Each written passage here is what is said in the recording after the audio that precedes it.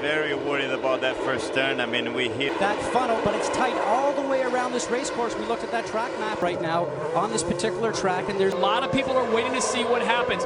Everyone now by Doug Bull's corner for Panther Racing, the winningest team in IndyCar Series history. You guys have a solid team this year with 2 drivers. However, you failed to finish a race yet. What can you do to change things today? Well, the biggest thing we told our drivers right before here is patience. Patience is really important at this place. We got to conserve our tires, conserve our brakes, and conserve fuel. If they're patient and we're around the end, I think we got a shot. We got great race cars. We didn't qualify where we want to, but we want to be in victory lane partying like rock stars, I hope.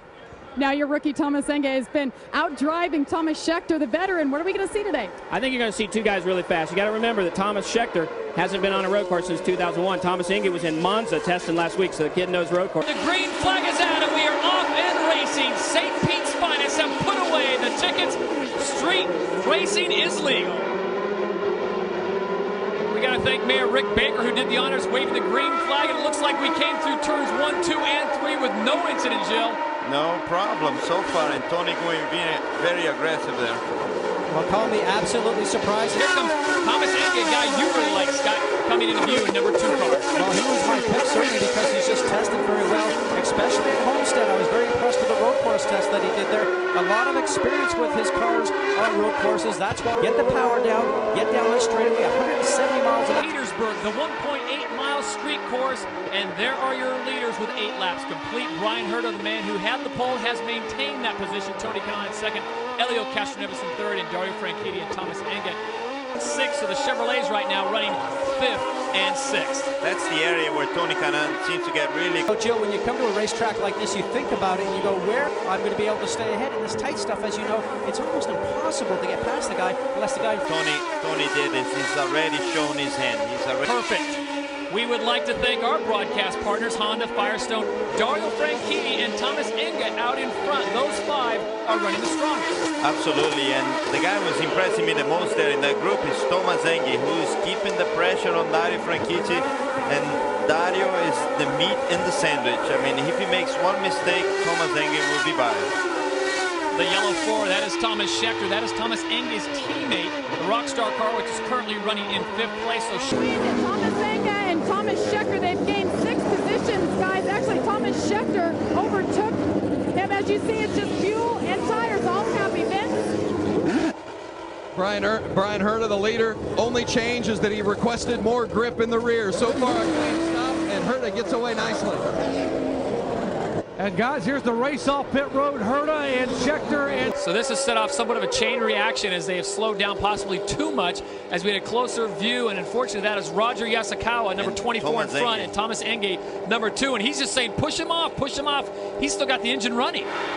Enge was currently running on that first before the pit. He was running in 5th place, a very strong 5th. Doesn't look like there's any damage there. No, lucky for Enge, but I think what happened with Roger was that he probably saw that yellow and knew there was something there, slowed down, and Enge, with all his experience, turned around, tried to carry more speed. So it's Thomas Enge who goes to the front of the pack with Tony Kanaan being shuffled back. Ahead of the 27 car. Can he hold him off? He's got the old tires. There you go. And I wonder if the guy be Thomas Scheckter right there. I think he's looking for a way to get back over the track so he can actually walk back into the pits. So Johnny Rutherford right there driving the SSR pace car. And they leave Dario Franchitti out now if they run under yellow. Watching Kyle Moyer's interview, you have to dial what you hate to do, dial the fuel down. How about the other driver of the Pennzoil Panther crew and the Rockstar machine, Thomas Enge? Tomas did a great job. They had trouble with the fueling rig the first stop and made him make an extra stop. So they moved him from, I think at that time he was 5th, they moved him back to last. But he'll get back up there. He's a good kid. He really is. Of the race. And we've got a 2-car overshoot. That is Thomas Enge, number 2, and Sam Hornishem Jr. It looks like Sam was trying to pull away there. It's not going to happen because they are linked together right now. You know, that's tow truck style, and you're not going to go very far with that. Yeah. Be interesting to see if they keep this as a local yellow, though, or if they go full course yellow. If it is a full course yellow, you take some laps. You don't have to run hard on your tires. That benefit, as you know, Jill, is for Ryan Briscoe with those old tires. Absolutely, but I think they're going to stay local there because they're pretty far off down the runoff area, and it would be nice for us if they stayed local because it would make for a more interesting race. They're trying to keep them separated. Looks like Thomas Enge wants to have a word. Briscoe has the weight of the world on his tail right now as we are looking at Sam Hornishem Jr. on the left, number 6, and Thomas Enge the Rockstar car on the right. Here's how it happened.